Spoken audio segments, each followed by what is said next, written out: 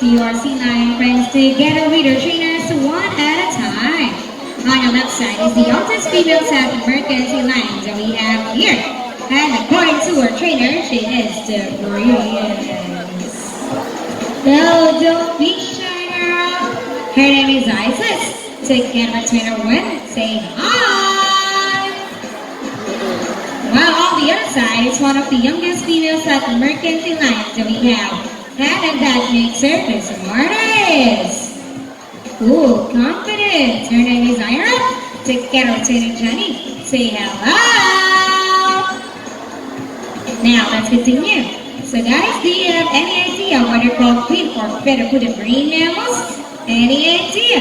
Do they have feathers? Oh, well, let's ask them. Hey girl, do you have feathers? The answer is no. It is actually because of their fan flippers, which is shaped like a bird's wing. The term pinnipeds may also be translated as